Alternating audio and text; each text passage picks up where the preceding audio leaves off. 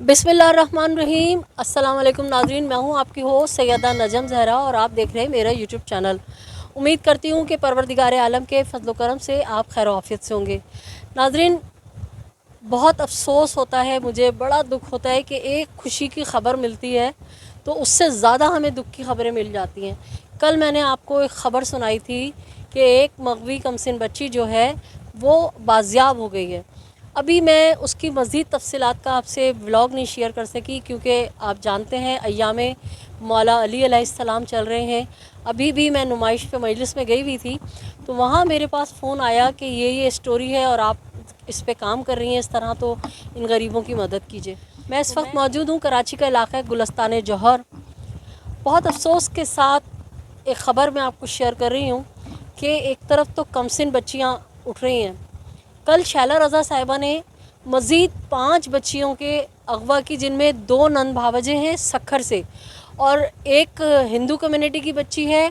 एक बच्ची जो सहर गिल है वो 12 या 13 साल की है, उसकी वालदा वहाँ प्रेस कॉन्फ्रेंस मौजूद थी, और एक उम्मे हबीबा। 5 केस कल शैला रज़ा ने वो बताए हैं और आज मैं आपको जो केस बता रही हूँ कि दिल दहल जाए। क्या क्या स्टोरी है, क्या ख़बर है, मैं इन भाई से पूछूंगी क्योंकि यही मुतासिर हैं इस सानहे के। अस्सलाम वालेकुम वालेकुम अस्सलाम। भाई। बहुत परेशान हैं आप, लेकिन हम आपके परेशानी ही को ख़त्म करने के लिए, आपका साथ देने के लिए आए। क्या हुआ है आपके साथ, थोड़ा सा मुझे बताइए। हुआ क्या है, यूँ समझो कि घर ही ख़त्म हो गया। अभी मेरे 2 बच्चे थे और एक मेरी वाइफ घर से बाज़ार की तरफ गए हैं कि बाज़ार से ईद की शॉपिंग करके आने ही। वाइफ के साथ और कौन था? मेरी भाभी थी जी। ये 2 औरतें घर से निकली ये हैं? 2 औरतें घर से क्या कह के निकली हैं? कि घर से जा रही हैं कि बाज़ार जाना है, तुम्हारे पास टाइम ही नहीं है, तुम तो काम में होते हो, हमें बाज़ार जाना है। तो हम काय बाहर के लिए बाजार जाना? यही ईद के कपड़े वगैरह लेने के लिए, शॉपिंग करने के लिए, छोटा मोटा सामान लेने के लिए। तो उनको हमने कहा चलो तुम चले जाओ।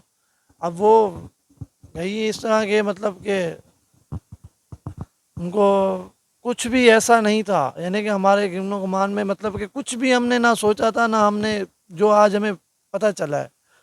बाज़ार गई हैं, वहाँ से तकरीबन यहाँ से 2 बजे निकली हैं। तो 2 बजे दोपहर? 2 बजे नमाज़ पढ़ के निकली हैं, दोनों को रोज़ा था। लेकिन अम्मी ने बोला था कि जल्दी आ जाना।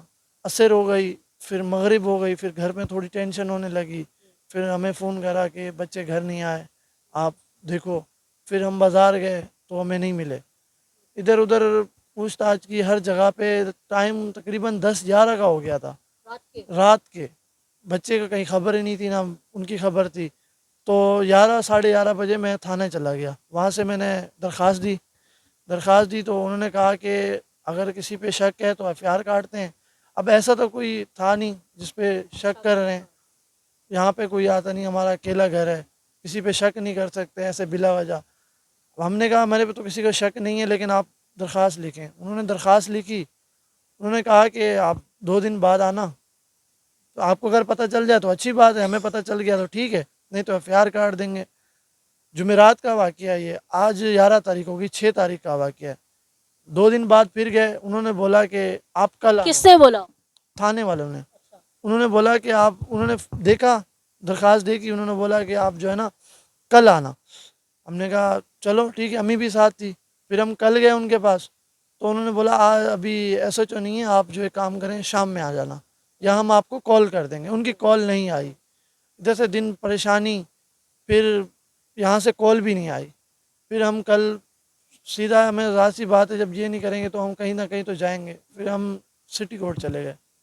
वहाँ से कुछ जान पहचान थी तो वहाँ से कुछ उनको मालूमात दी। फिर उनका शायद इनके पास फ़ोन गया, फिर इनका फ़ोन आया किसके किसके पास फोन किया? ये थानों वालों के पास।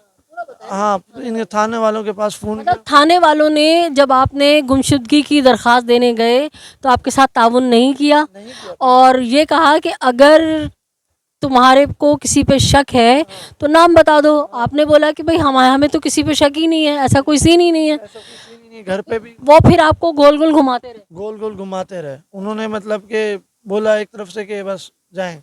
तो हम लोग वहाँ से, उन्होंने हालांकि 2 दफ़ा 3 दफ़ा बुलाया, हम थाने गए, लेकिन उन्होंने फिर हमें बोला कि कल आना।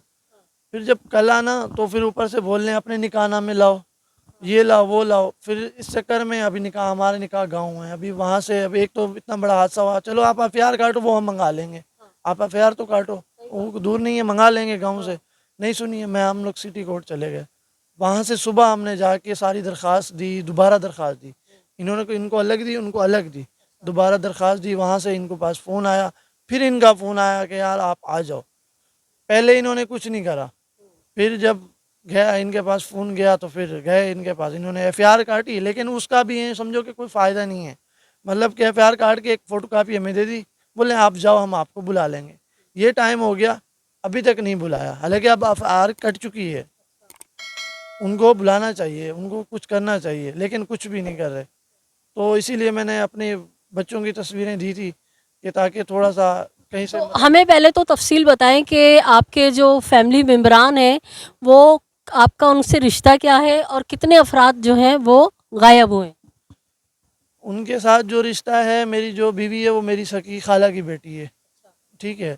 और मेरी जो भाभी है वो भी मेरी कज़न है, मामू की बेटी है, ठीक है। वो बड़े भाभी की बीवी है, बड़े भाई की। वो आप लोग सब यहीं आगे पीछे साथ रहते हैं। हम लोग ये इसी घर में सारे इकट्ठे रहते हैं, 5 भाई हैं माशाल्लाह से, और हमारी एक बहन है। हमारी शादियां भी अपने रिश्तेदारों में हुई, हम सारे यहीं इकट्ठे एक ही घर में रहते हैं। 5 भाई हैं, 3 भाइयों की शादी हो गई है, 2 अभी छोटे हैं। एक ही घर में रहते हैं, एक ही खाना पकता है, और प्यार मोहब्बत हमारे सब इसीलिए इत्तेफाक है। आज कितने सालों से इस प्लॉट पे रह रहे हैं। हमें तकरीबन 15 साल हो गए, 15 साल हो गए हम यहाँ इस इलाके में रह। नाजरीन, मैं भी जब यहाँ से निकलूँगी ना तो आपको दिखाऊंगी कि गरीब लोग हैं, मज़दूर लोग हैं और अंदरूनी पंजाब के लोग हैं। कहाँ के भाई आप? रहीम यार खान। रहीम यार ख़ान के हैं।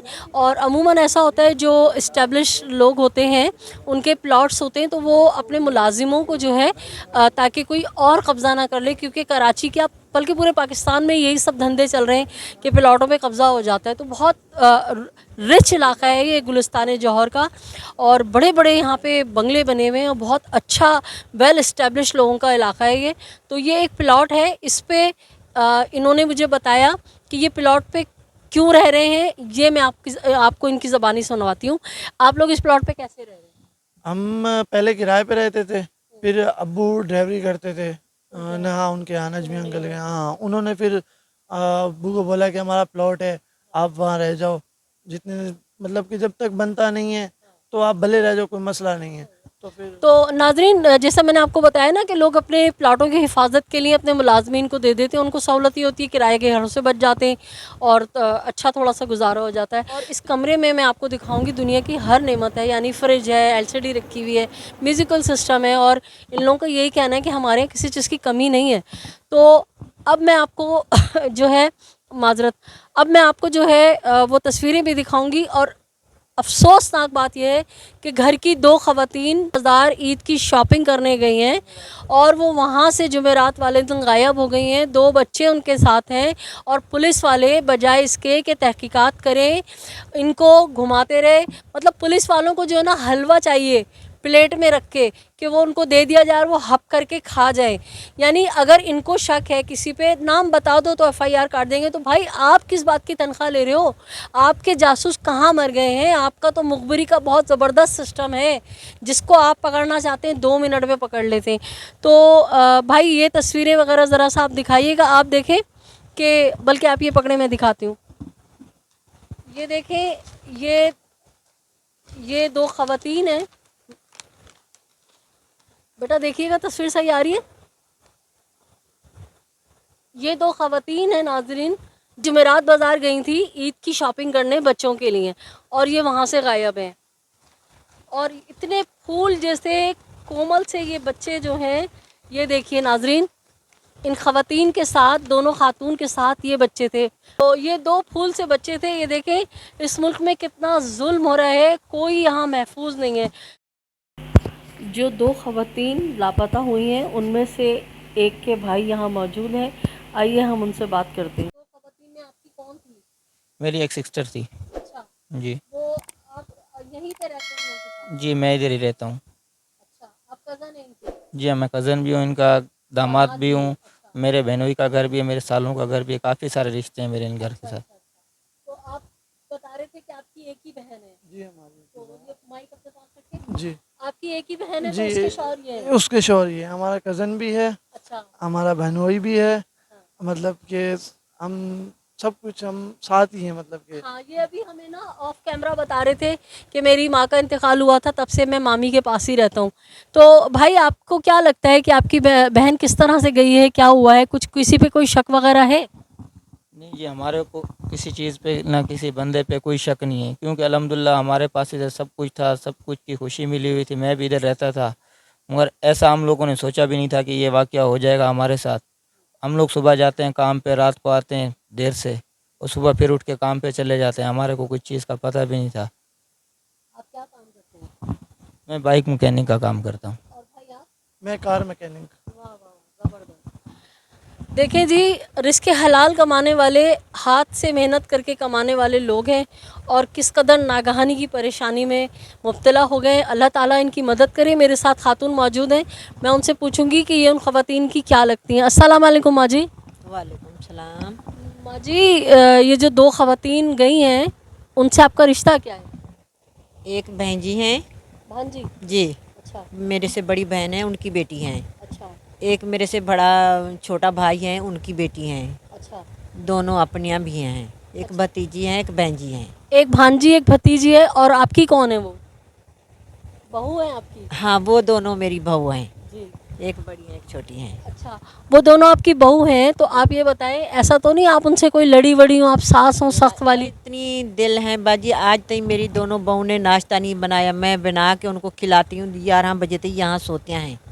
अच्छा। नाश्ता बच्चों का सबको मैं कराती हूँ। ये मेरे बड़े बच्चे हैं, इनको भी मैं कराती हूँ। मैं बोलती हूँ वो उनकी ये सोने का टाइम है, सोने दो उनको, सुकून करने दो। बच्चे हैं छोटे भी। मैं खुद सुबह 7 बजे उठती हूँ, चाय बनाती हूँ, पराठे बनाती हूँ, सालन बनाती हूँ, खाना पीना सब बच्चों को भी देती हूँ। तो जब कोई लड़ाई झगड़ा नहीं, तो फिर बंदा ये नहीं कह सकता कि खुदा ना खास्ता नाराज़ होके गई हैं या अपनी मर्ज़ी से गई हैं? खुशी ख्वाहिश से गई हैं। मुझे बोला अम्मी तुम कुछ नहीं बनाना, हम सब्ज़ी लेके आएंगे, मटर आलू गोभी मिक्स सब्ज़ी बनाएंगे, तो वो ही बना लेना, और तुम कुछ नहीं बनाना, हम सब्ज़ी लेकर आएंगे, बाद में खाना बना लेना। अच्छा। जी। तो सिलाई करते हैं हम दोनों तीनों भी। मैं काटती हूँ, बहु सीते हैं, प्यार इखलाक से होते हैं। जो भी आता है हमारे ऊपर हरियान होता है। जो ये देखो सास भी हैं, ये दोनों बहू भी हैं, ये बना रहे हैं, हम कपड़े भी सी रहे हैं। मैं अभी काट इसी टाइम में मैं काट देती हूँ। सुबह हम तीनों भी सीने बैठ जाते हैं। जेकर जाके देख लें, तीनों मशीनों भी रखी हुई हैं, कपड़े भी रखे हुए हैं, सब कुछ भी। नाज़रीन, देखिए कि एक खुशहाल घराना कि जिसमें सास और बहू में इतना ज़्यादा कोई तज़ाद नहीं और प्यार मोहब्बत से मिल बांट के रह रहे हैं। पता नहीं किसकी नज़र लग गई, किसकी नज़र खा गई कि आज ये लोग इस तरह से परेशान हैं।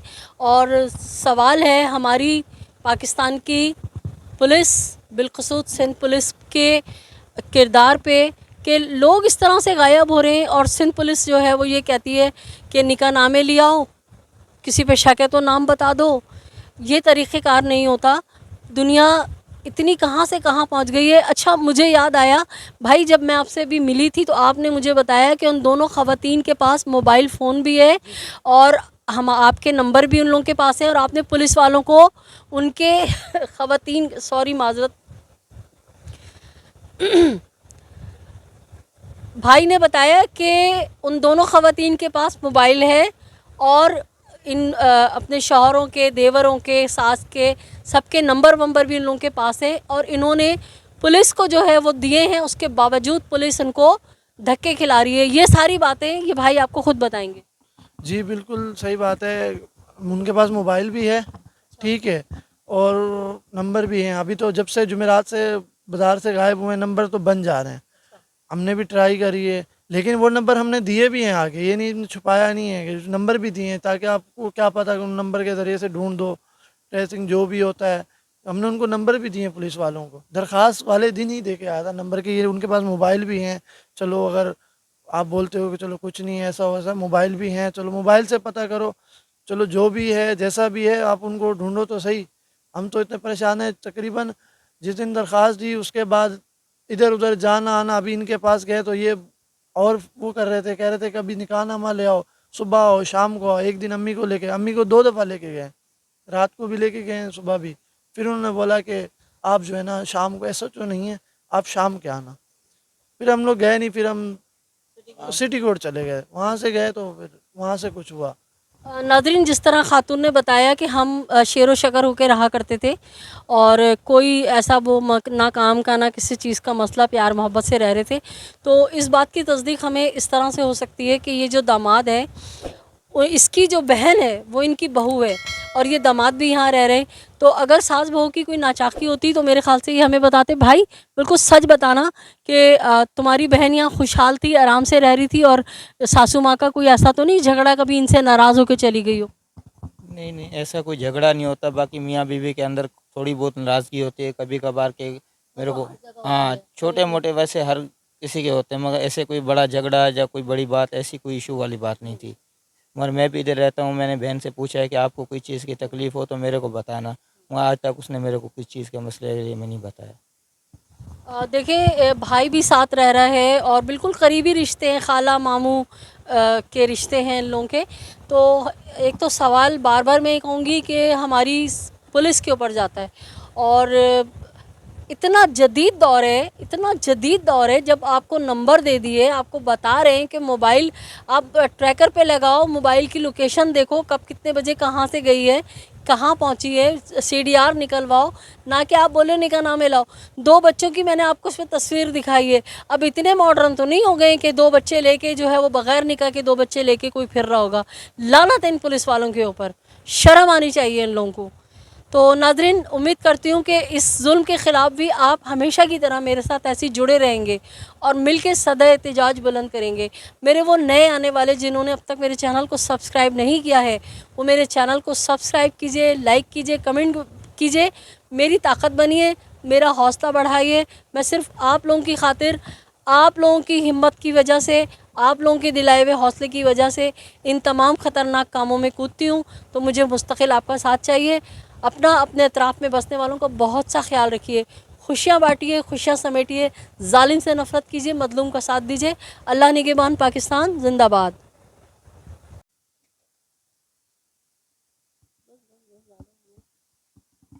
नाज़रीन, जिस तरह से मैंने आपको व्लॉग में बताया कि अच्छा पोश इलाका है, कोई गांव गोट का एरिया नहीं है कि यहाँ से ख़वातीन को अगवा कर लिया और कुछ पता नहीं चले। अच्छे खासे साफ़ सुथरे इलाके में ये लोग रहते थे। आपने देखा कितना ज़बरदस्त ये इलाका है। और यहाँ की जो पुलिस है, समझ से बाहर है कि वो क्यों यहाँ के लोगों को फैसिलिटेट नहीं कर रही है, तनख्वाहें पूरी लेते और आवाम की खिदमत नहीं कर रहे हैं। तो मैंने सोचा जैसे मैंने आपको घर दिखाया है तो थोड़ा सा इलाका भी दिखा दूँ। शुक्रिया।